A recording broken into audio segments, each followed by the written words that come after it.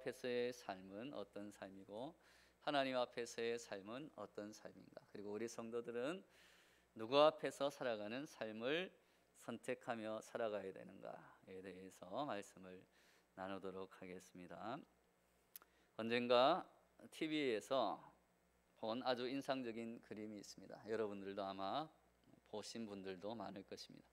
추운 겨울에 눈발이 휘몰아치는 가운데 사람들은 옷깃을 세우고 어깨를 움츠리고 앞만 보며 열심히 바쁘게 걸어가고 있습니다. 그런데 그 사람들이 지나가는 길은 죽은 사람의 무덤들이 있는 도심의 공원 묘지였습니다. 그 그림의 제목은 어디를 그리 바삐 가십니까? 라는 제목의 그림입니다. 아무리 할 일이 많고 그 일을 위해서 바쁘게 열심히 간다고 하여도 끝내는 다 무덤을 향하여서 가는 인생이 아닌가라는 메시지를 담고 있는 그림입니다. 올 한 해 우리들은 어디를 향해 그리 바쁘게 가고 있는 것입니까? 2023년도 시작한 지 벌써 한 달이 지나고 2월이 되었습니다. 참으로 바쁜 또 빠른 세월을 지내고 있습니다. 덧없이 흐르는 시간 앞에서 괴로운 사람들이 있습니다. 밤낮 없이 뛰어도 해야 할 일이 여전히 남아 있는 사람들, 그래서 괴로운 사람입니다. 내가 이 일도 해야 하는데 또 저 일도 해야 되는데 내일까지 끝마쳐야 하는데 좀 쉬고 싶어도 마음 편히 쉴 수가 없습니다. 인생의 짐이 너무나 무거워서 허덕이며 이 작은 몸 하나로 그 짐을 지고 가기에도 너무나 힘든 인생, 그래서 괴롭습니다. 반대로 할 일이 없어 쉬고 있는 사람, 그 사람의 마음도 편치 않습니다. 하고 싶은 일은 많은데 무엇 하나 손에 잡히는 것이 없고, 또 한편으로는 내가 이루어 놓은 것이 과연 얼마만큼 있는가 걱정이 되기도 합니다. 그래서 괴로운 마음이 드는 것입니다. 현재 이스라엘 백성은 바로 앞에서 살아가고 있습니다. 이집트의 최고 통치자 바로 앞에 신음하고 있는 것입니다. 바로의 노예가 되어 살아가는 그 바로 앞에서 살아가는 삶의 본질이 무엇인가, 우리는 오늘 성경을 통해서 알 수가 있습니다. 성경은 바로를 세상의 악한 권세, 또 악한 영을 대표하는 세력으로 때로는 묘사하기도 합니다. 그가 제시하는 것은 헛된 영광이다라고 볼 수 있습니다. 그는 사람들에게 성과 대를 높이 쌓아라, 그리고 그 꼭대기를 하늘에 닿게 하고 우리의 이름을 내고 온 지면에 흩어짐을 면하자, 우리의 이름을 영광스럽게 내기 위해서 더 열심히 일하고 허리띠를 졸라매고 더 모으고 더 높이 쌓아야 된다, 더 많이 가져야 된다, 그렇게 설득을 하여 바벨탑을 쌓아가게 만듭니다. 이것이 그가 제시하고 또 그가 약속하는 그러한 영광스러운 모습이지만 사실 그것은 자신만을, 즉 바로만을 위한 영광이라는 것을 우리는 알 수가 있습니다. 그 헛된 영광에 현혹될 때 악한 영의 노예가 되어서 생명은 그저 끝없이 소모된다는 것을 우리는 잊어서는 안 됩니다. 바로 앞에서의 삶은 곧 헛된 영광을 위한 삶이다, 가짜 영광을 위한 삶이다라는 것을 오늘 이 바로의 모습, 그리고 바로가 그 이스라엘 백성들을 부려먹는 그 모습을 통해서 우리는 깨달아야 한다라는 것입니다. 이스라엘 백성은 피와 땀을 흘리고 있습니다. 하지만 그것은 자신들을 위한 것이 아니라 바로의 영광을 위해서, 그 수많은 피라미드, 바로의 그 죽은 육신을 안치하는 그야말로 헛된 영광을 위해서 지금 살아있는 사람들이 죽어가고 있는 것입니다. 이것만큼 헛된 영광이 어디 있겠습니까? 아무리 많은 피와 땀과 눈물을 쏟아도 헛된 수고로 끝나는 것입니다. 이스라엘 백성들은 그러나 다행히 바로가 그들의 대적자임을 알고 있지만, 그러나 우리의 일상 삶 속에서는 이 사탄의 정체가 언제나 감춰져 있습니다. 그래서 교묘하게 우리로 하여금 헛된 영광을 추구하며 살아가게끔 만든다라는 것입니다. 그래서 자신이 파멸되는 줄도 모르고 말려드는 경우가 대부분입니다. 마치 어디를 그리 바삐 가십니까의 그림처럼 우리가 아무리 열심히 바쁘게 수위를 견디며 일을 하며 쫓아다녀도 결국은 무덤을 향해 가는 인생과 같은 그러한 인생을 살게 만드는 것이 바로 사탄의 계략이다라는 것입니다. 둘째, 바로는 항상 가시적인 목표를 우리에게 제시합니다. 예컨대 하루에 벽돌 100장을 만들라는 것입니다. 또한 그 목표에 따르는 합격과 불합격의 냉정한 기준을 적용합니다. 합격한 사람에게는 무한한 영광을 주는 것 같겠지만, 그러나 그것도 또한 그렇게 큰 영원한 영광을 주지는 않습니다. 우리가 매년마다 변함없이 수능 시험이 끝나면 실망하는 청소년들, 그 자신이 예상했던 성적이나 또는 자신이 추구하는 목표점에 다다르지 못했다라는 그러한 실망과 좌절에 휩싸이는 청소년들이 많이 있습니다. 또 시험을 망치면 자신의 인생도 망친 것처럼 좌절하여서 목숨을 끊는 청소년들도 있습니다. 우리들이 만들어낸 점수라는 냉정한 기준이 무엇이 더 중요한 것인가? 성적보다 목숨이 더 중요하다라는 것을 잊게 만든다는 것입니다. 생명의 본질을, 우리 인생의 본질을 보지 못하게끔 가짜 목표, 가시적인 목표를 제시하며 끊임없이 우리로 하여금 그 목표를 향하여서 쉬지 않고 허덕이며 달려가게끔 만들고 인생을 허비하고 헛된 목표를 채우기 위해서 결국 멸망의 길을 가게 만든다라는 것입니다. 셋째, 바로 앞에서의 삶은 언제나 책망과 질타가 있습니다.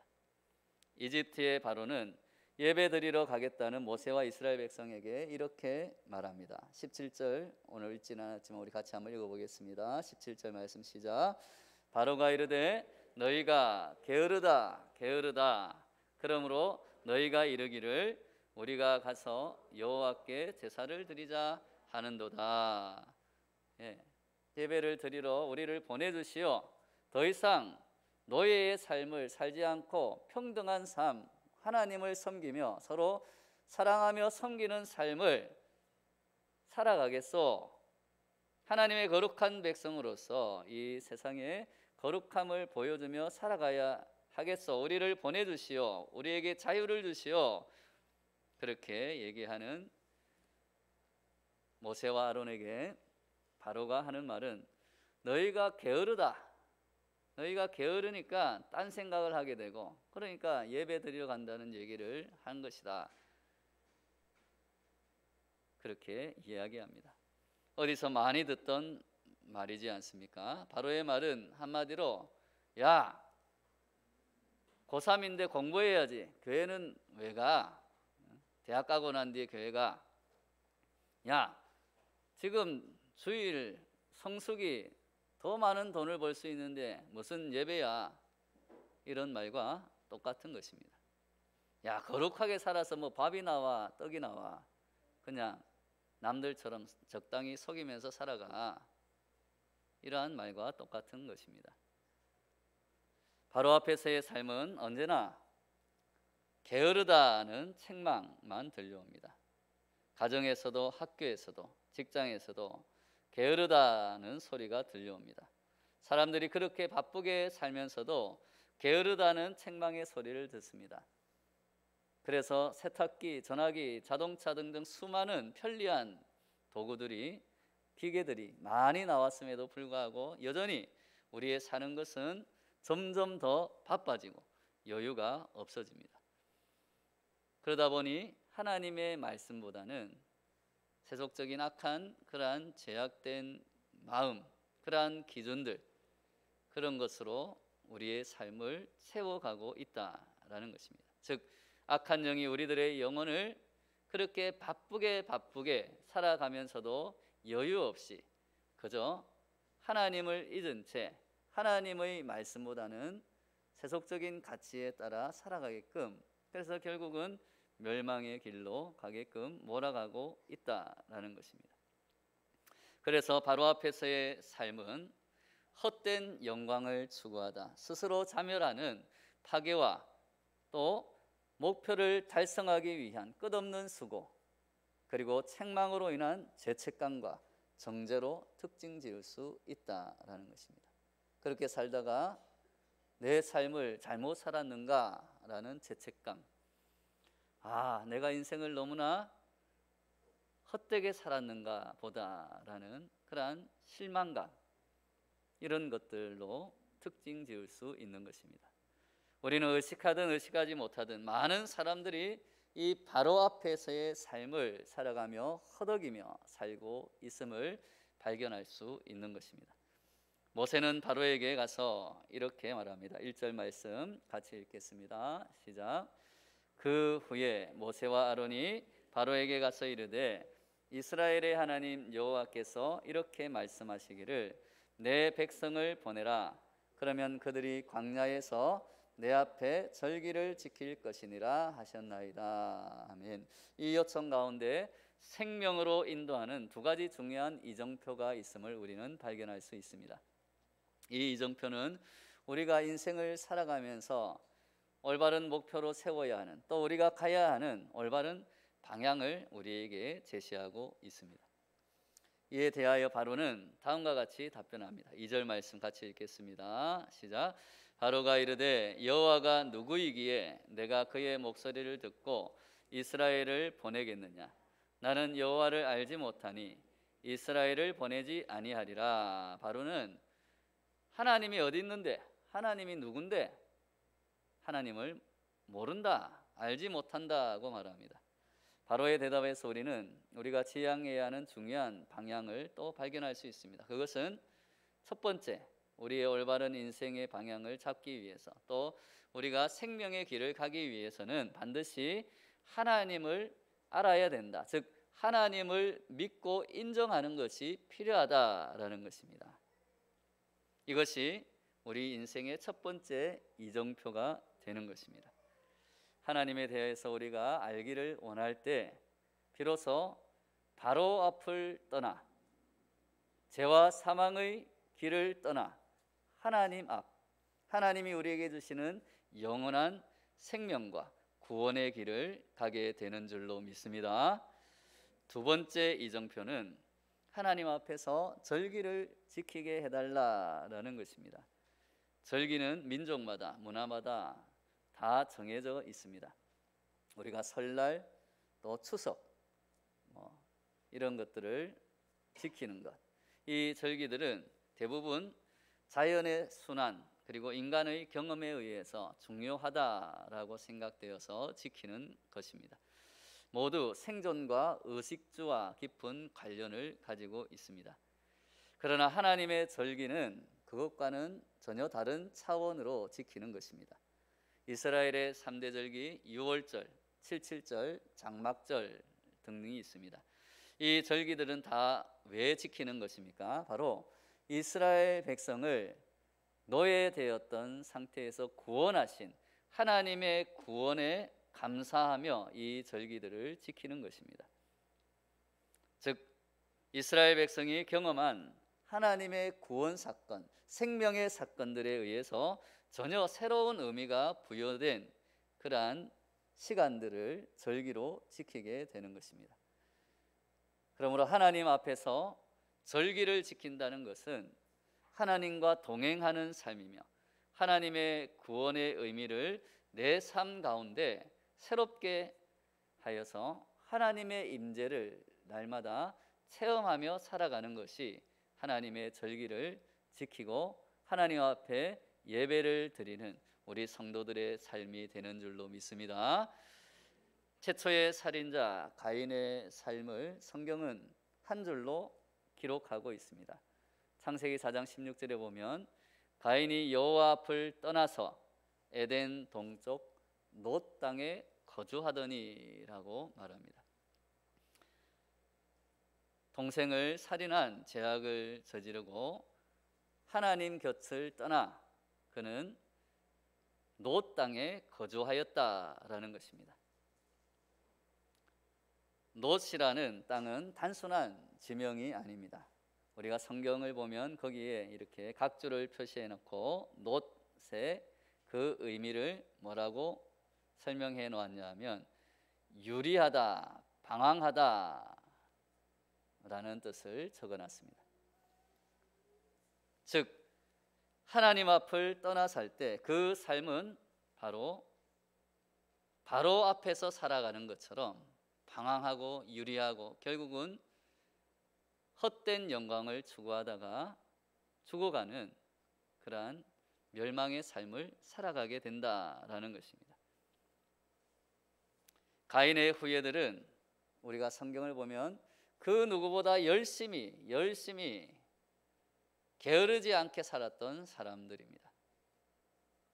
육축 치는 자의 조상 야발이 나왔고 수금과 퉁소를 잡는 조상 유발이 나왔고 동철로 각양 날카로운 좋은 제품들을 만드는 기계를 만드는 조상 두발 가인이 나왔습니다. 그야말로 그 누구보다 열심히 자기가 가지고 있는 재능으로 그 누구보다 뛰어난 업적을 가지었던 또 즉 세상적인 성공을 이루었던 성공한 사람들이었습니다. 그러나 성경은 그들의 삶을 실패한 삶이다, 아니 죄악된 삶이다라고 규정하고 있습니다. 가인과 아벨을 결정하는 것은 얼마나 열심히 살았고 얼마나 많은 업적을 남겼느냐가 아닙니다. 그가 누구 앞에서 살아갔느냐, 누구 앞에서 그 인생을 살아가고 있느냐로 결정되는 것입니다. 가인은 그야말로 오늘 바로 앞에서 살아가는 삶을 살았고 아벨은 비록 일찍 죽었으나 하나님 앞에서 살아가는 삶을 살았다는 것입니다. 아무리 바쁘게 살아도 이 두 이정표를 언제나 확인해 봐야 하는 이유가 바로 여기에 있습니다. 하나님을 알고 하나님을 믿고 하나님을 인정하는 것, 하나님 인식과 하나님과의 동행은 언제나 우리를 하나님 앞에서 살게 만듭니다.